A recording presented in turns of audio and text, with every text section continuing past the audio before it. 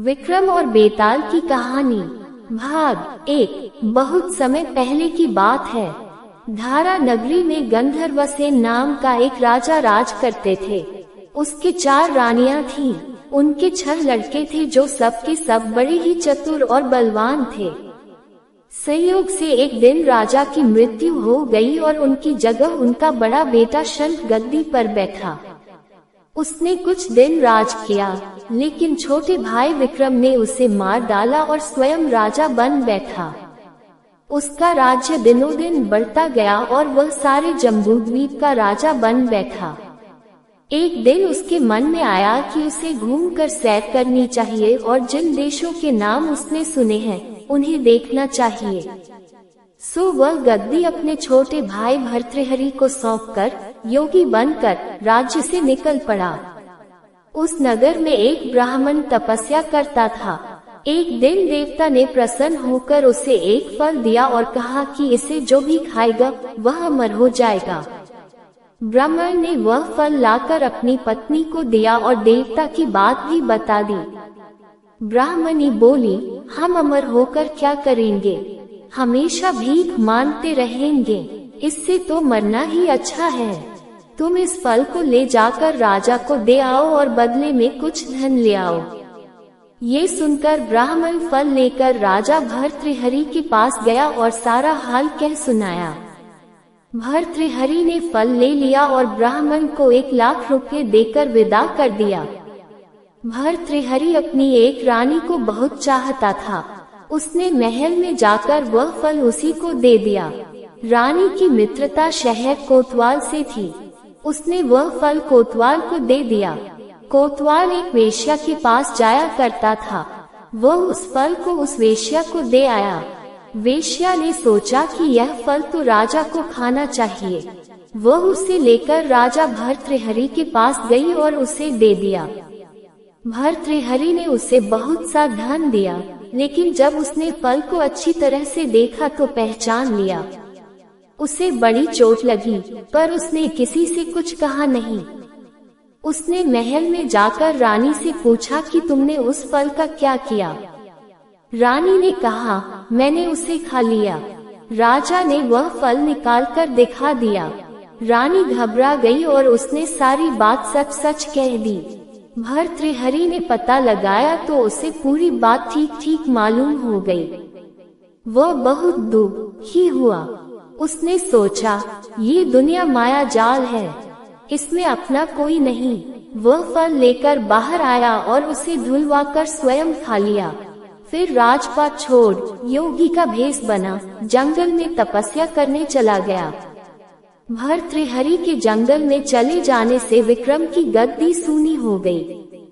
जब राजा इंद्र को ये समाचार मिला तो उन्होंने एक देव को धारा नगरी की रखवाली के लिए भेज दिया।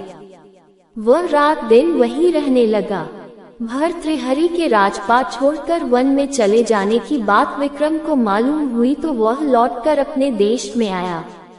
आधी रात का समय था। जब वह नगर में घुसने लगा तो देव ने उसे रोका। राजा ने कहा, मैं विक्रम हूँ, यह मेरा राज है, तुम रोकने वाले कौन होते? देव बोला, मुझे राजा इंद्र ने इस नगर की चौकसी के लिए भेजा है। तुम सच्चे राजा विक्रम हो तो आओ, पहले मुझसे लड़ो। दोनों में लड़ाई हुई। राजा ने जरा सी देर में देव को पछाड़ दिया। तब देव बोला, हे राजन, तुमने मुझे हरा दिया, मैं तुम्हें जीवन दान देता हूँ। इसके बाद देव ने कहा, राजन, एक नगर और एक नक्षत्र में तुम 3 आदमी पैदा हुए थे। तुमने राजा के घर में जन्म लिया, दूसरे ने तेली के और तीसरे ने कुम्हार के। तुम यहाँ का राज करते हो, तेली पाताल का राज करता था। कुम्हार ने योग साध कर तेली को मारकर शमशान में पिशाच बना सिरस के पेड़ से लटका दिया है। अब वह तुम्हें मारने की फिराक में है, उससे सावधान रहना। इतना कहकर देव चला गया और राजा महल में आ गया। राजा को वापस आया देख सबको बड़ी खुशी हुई। नगर में आनंद मनाया गया। राजा फिर राज करने लगा। एक दिन की बात है कि शांतिशील नाम का एक योगी राजा के पास दरबार में आया और उसे एक फल देकर चला गया। राजा को आशंका हुई कि देव ने जिस आदमी को बताया था कहीं यह वही तो नहीं है। ये सोच उसने फल नहीं खाया, भंडारी को दे दिया। योगी आता और राजा को एक फल दे जाता। संयोग से एक दिन राजा अपना अस्तबल देखने गया था। योगी वहीं पहुंच और फल राजा के हाथ में दे दिया। राजा ने उसे उछाला तो वह हाथ से छूटकर धरती पर गिर पड़ा। उसी समय एक बंदर ने झपट कर उसे उठा लिया और तोड़ डाला। उसमें से एक लाल निकला जिसकी चमक से सबकी आंखें चौंधिया गईं। राजा को बड़ा अचरज हुआ। उसने योगी से पूछा, आप ये लाल मुझे रोज क्यों दे जाते हैं? योगी ने जवाब दिया, महाराज, राजा, गुरु, ज्योतिषी, वैद्य और बेटी, इनके घर कभी खाली हाथ नहीं जाना चाहिए। राजा ने भंडारी को बुलाकर पीछे के सब फल मंगवाए। तुड़वाने पर सब में से एक एक लाल निकला। इतने लाल देखकर राजा को बड़ा हर्ष हुआ। उसने जौहरी को बुलवाकर उनका मूल्य पूछा।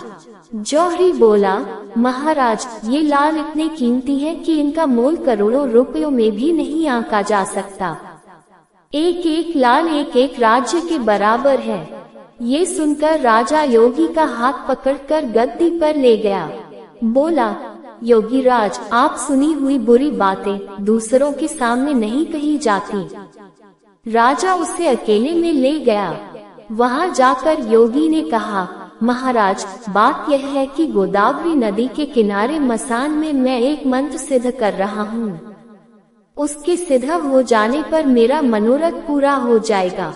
तुम एक रात मेरे पास रहोगे तो मंत्र सिद्ध हो जाएगा। एक दिन रात को हथियार बांधकर तुम अकेले मेरे पास आ जाना। राजा ने कहा, अच्छी बात है। इसके उपरांत योगी दिन और समय बताकर अपने मठ में चला गया। वह दिन आने पर राजा अकेला वहां पहुंचा। योगी ने उसे अपने पास बिठा लिया। थोड़ी देर बैठकर राजा ने पूछा, महाराज, मेरे लिए क्या आ गया है?